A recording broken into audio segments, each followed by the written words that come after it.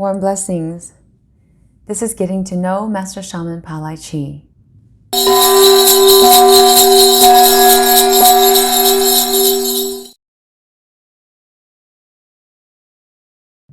I became a shaman through the natural gifts and abilities that I got from the universe. I guess, what does that mean? Most people will say, what are your gifts and abilities? And I usually tell them this story. And it's a story of when I was growing up. I was 2 years old. I was in a partial sleeping, waking mode. And all of a sudden, in the ceiling of my room, there was this huge apparition of an angel. Her dress was very flowy, was sort of this white blue color, though it looked like it was very transparent through like the space or universe, because I saw stars. At first I didn't realize her angel wings, but then later I did. So it felt like she didn't have angel wings at first, but then she did at the end. She had visited me here in this time when I was about 2 years old, and she came to me speaking English. I understood the words that she was speaking. I felt like it was a universal language after a while thinking about it and analyzing the situation again. It felt like it was a universal language that she spoke. Therefore, I knew what she was saying. And at the end, before she left, she had given me a gift. So throughout my life, there was hardships, there was a lot of illnesses in my life. And I didn't just become a shaman overnight, literally, though when it did happen, it was literally overnight. But it was since the age of 2 all the way out to when I was about 28 years old. There was a huge trauma that happened in my life, a life and death situation. And literally overnight at the age of 28 was when I became a shaman. Did I have any other training in shamanism or of the like? I would say I did not have a physical teacher. I did have a close person that helped me mentor some of the things that I went through and gave me a little bit of the basics here and there. However, I mostly did my training with my spirit guides. I learned how to be a psychic medium. I learned how to work with chi energy and do energy healing through my spirit guides. I learned how to travel the axis, which is the spiritual axis. They call it the axis mundi, that we traveled on with my spirit guides. When I say we, it's always myself and my spirit guides. We travel on that the axis mundi to retrieve spirits of the souls, or to remove negative energies out of the middle world.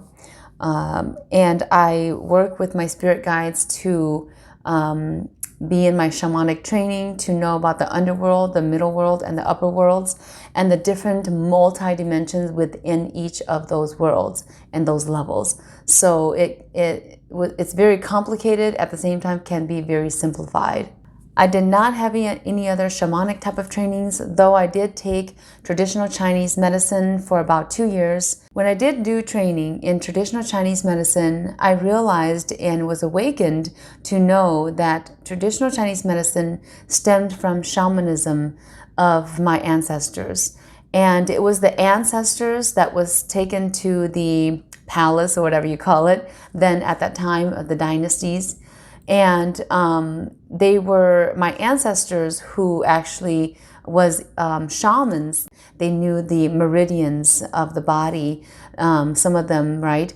And the very good ones knew and saw the chi flow of the body, how the chi was flowing. And that also has to do with the yin and the yang as well.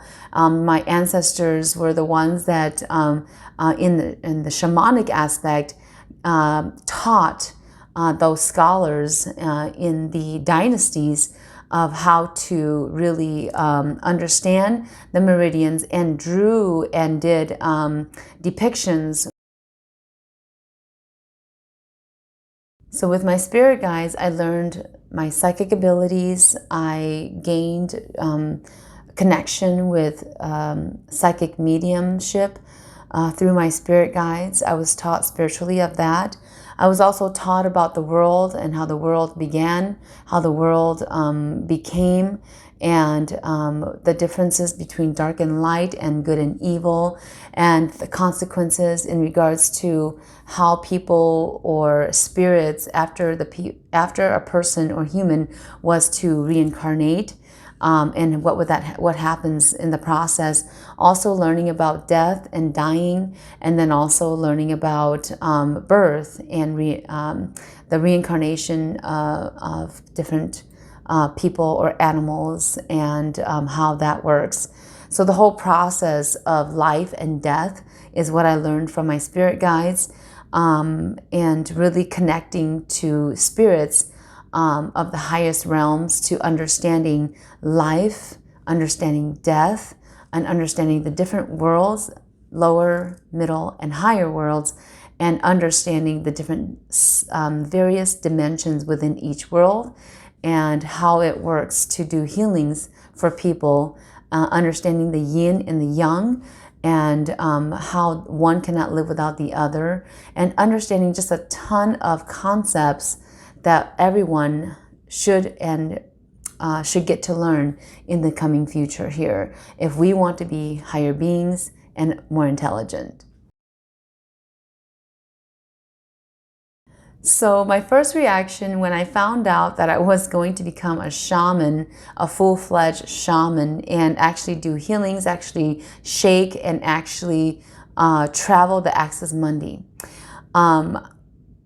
I didn't have, I guess, a full reaction. My reaction was just a surprise. Even though I've gone through all these psychic types of abilities, development in my gifts and my abilities since the age of 2.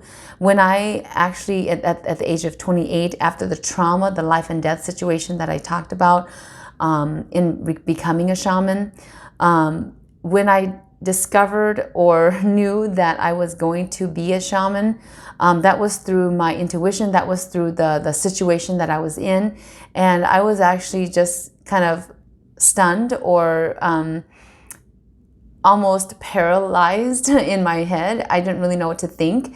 I just kind of went along with what the guides were letting me know, and I went along with whatever they were teaching me, and then suddenly I was in my training.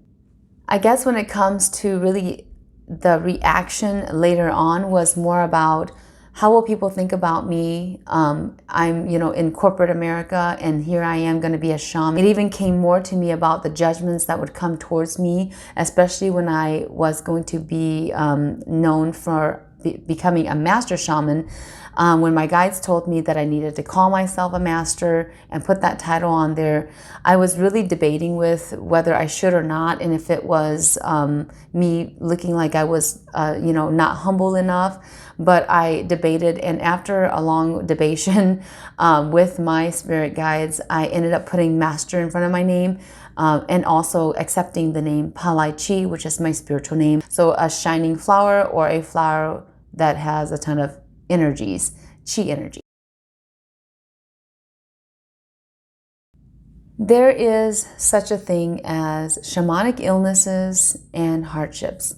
So for those of you that are becoming a shaman, I just want to say that I went through a ton of illnesses from the age of 2 onward, and also hardships. So I went through both.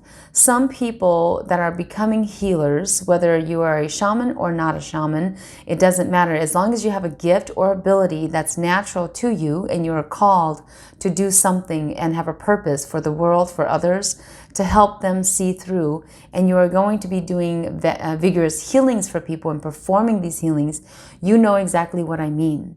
So I went through illnesses, shamanic illnesses, where you would have, stomach aches or headaches ongoing, and you wouldn't know where it comes from. Even though you go to the doctor, they don't know, where the migraines are coming from. They can't treat it. They don't know why you're having headaches from time to time. They also don't know why you are having stomach aches, and whether the stomach ache was related to something you ate, because it can't be pinpointed, and you've hurt so many times.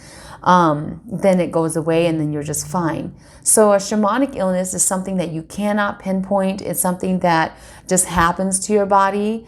Sometimes you might feel a little paralyzation here and there in your body, or some tingles here and there, and it may be vigorous or may be light. So just know that shamanic illnesses are something that happens and then it kind of goes away on its own without you really doing a lot of things to it. Sometimes the shamanic illnesses does need another shaman or healer to help you alleviate the pain. And by doing that, then you start to understand your body.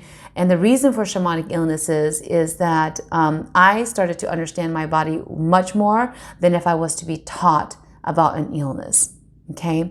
And then also hardships in my life. So I had a ton of hardships in my life. There was, death and dying things. There was also people and relationships and conflicts. Yes, there is such a thing as shamanic illnesses and hardships. And those things do really feel like they are burdening your life. But at the same time, they are things that you need to know and understand and learn at the same time in order for you to be able to heal others. And that's how I learned. The other thing is to embrace these hardships and to embrace these illnesses. And the more that you are learning about your own body and the more that you learn about the hardships and how to deal with the hardships, the more that you become a much, much greater and authentic healer. So I came to accept my spiritual journey through different situations that I went through, and then I healed myself through those situations or coped with it.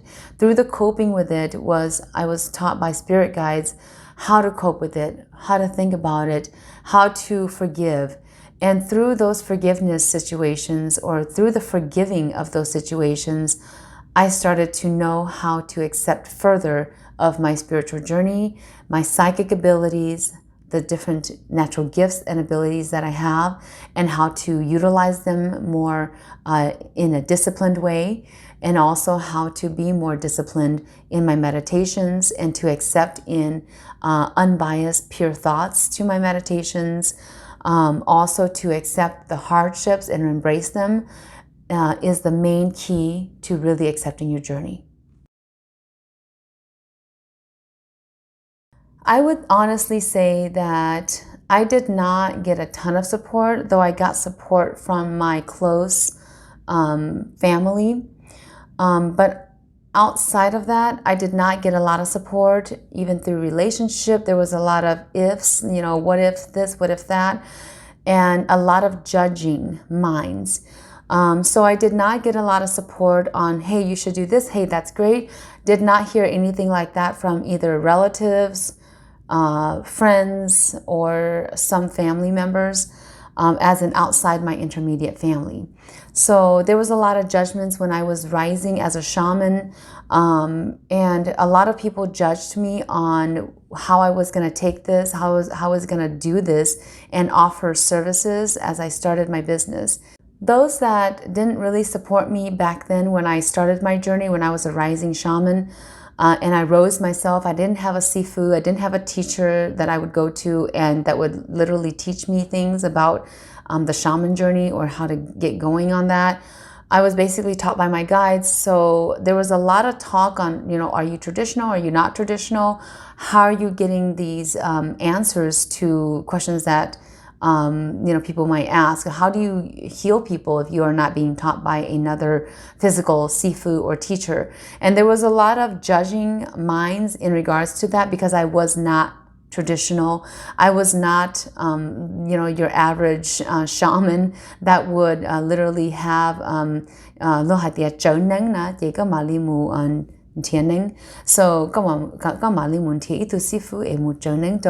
I did not have that, and it was very just saddening to me. At the same time, I just kept having my faith in myself and my spirit guides, and whatever they taught me, I just did. And I was basically a partner with my spirit guides, and they were with me in teaching me and training me. So by not having support it actually made my heart more open to my spiritual journey, that I'm on the journey alone. And I realized that I was on a journey alone. Even though my intermediate family was very supportive of me, there was a lot of still judging minds out there. And I felt like I needed to be the pioneer to make the change of how people think of others who have special gifts and abilities, that truly have the gifts and abilities to do something to heal other people and to do something about the planet and the world. And that was the journey I was determined to be on. So I began my healing business, is what I call it, because other people call it that. And they laugh at me when I started this journey on doing a healing business. This was back in 2011. And I started my full journey in 2005-06. But when I got to myself going, and I actually stopped the corporate world back then.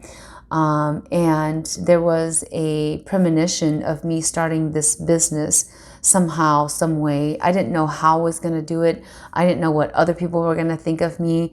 I knew that people were going to come at me like it's a controversial issue with the shamans and other shamans out there traditionally, and I wasn't going to be a traditional shaman. I also felt like this is something that I had to pioneer and to make a change in the world, because we are not in a small village anymore. We are in a very technical world, a world where there's modern and contemporary ideas and concepts, though I still felt like we need to use ancient concepts and ancient ideas.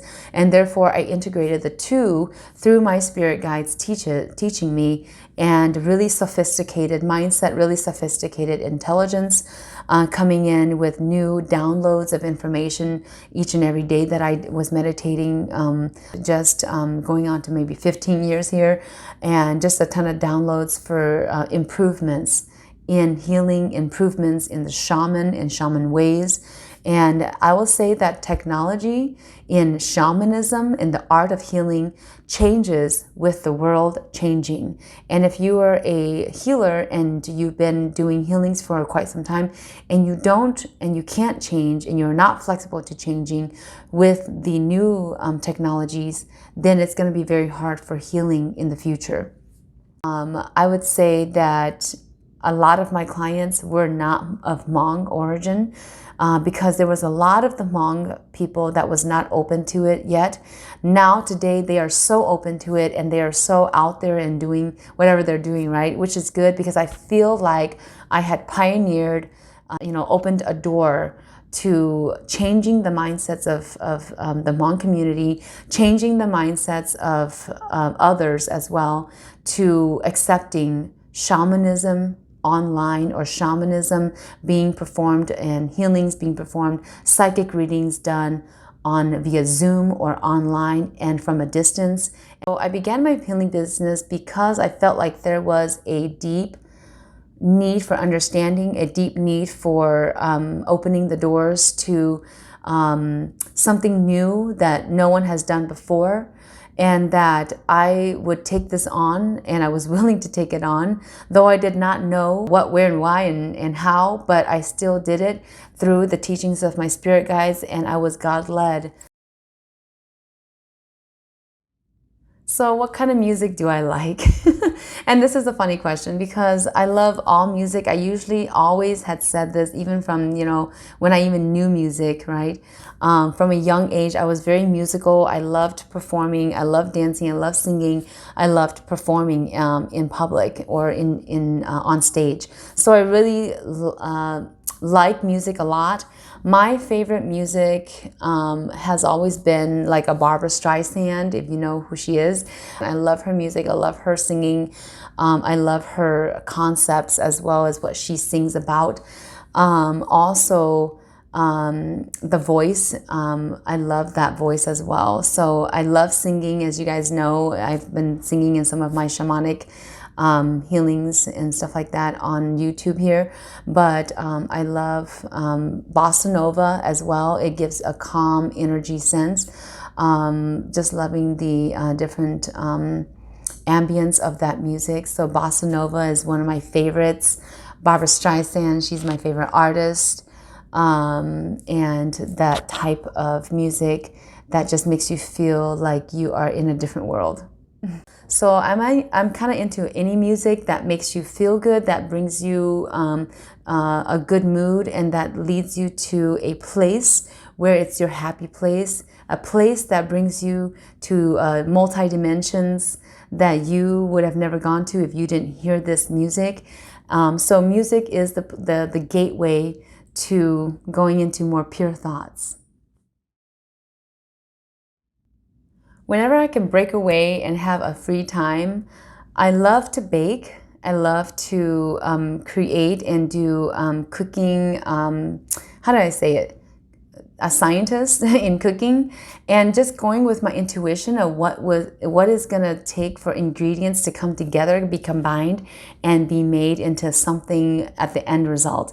And I love doing baking because it gives me that freedom to put ingredients together and to switch it up on different recipes and make my own recipes. Especially this one sponge cake that I really love, and I switched it up and it was even better than it was before. I never knew about meditation, or if I was doing something called meditation, right? It was just something that I closed my eyes and I went to a different dimension, and that was all it was for me. It's a hobby for me. It's like music. When the music comes on, I'm in a different place. Other things I love doing is biking, writing, and just things that will set me free.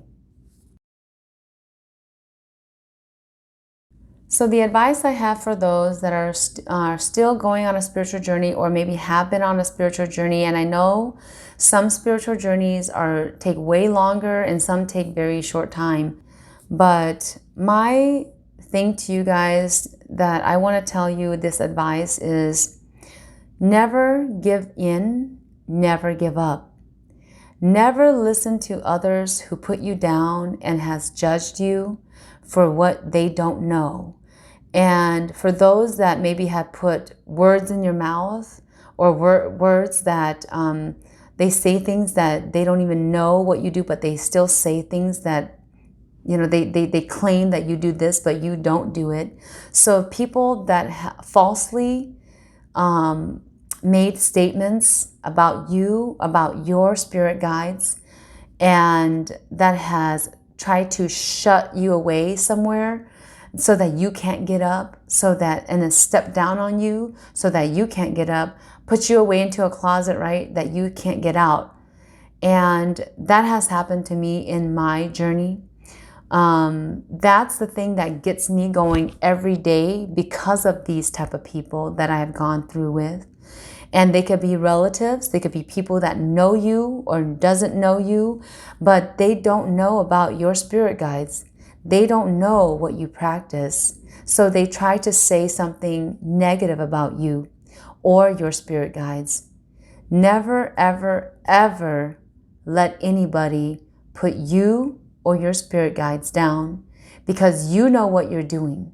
And if you're doing it for the good, and if you're doing it for benevolence through and out to the world, to the family, to whoever that you meet along the path, along the spiritual journey, that's all that really matters, is that you did what your spirit guides were teaching you, as in the good, right? And it had brought good results. So there is some things tangible that came out of it, whether it was something that someone felt tangibly inside of themselves, right? They felt this energy of good. Whether it was something that it was a good result that they got, like a job, right? So you continue to do your work per your spirit guides' teachings, and or the teachings. If you're not the kind that are getting messages from spirit guides, but you have teachings from, you know, a good knowing, right? A knowing inside, and you have a sifu or teacher, then you kind of go with it, but yet at the same time you create this relationship with your spirit guides and you as partners to come together so that you can do your purpose, whatever that purpose is in this lifetime, for the good. And that's the advice I want to give you guys, to not let anyone prejudge you and let you down or put you down so that you can feel like you can't keep going. Because you are the energy and strength and the vital force that needs to be here so that the world can keep turning and be sustained. Us as human beings, as humans on this earth, we need to be sustained and to sustain others as well. This is our growth and this is our time.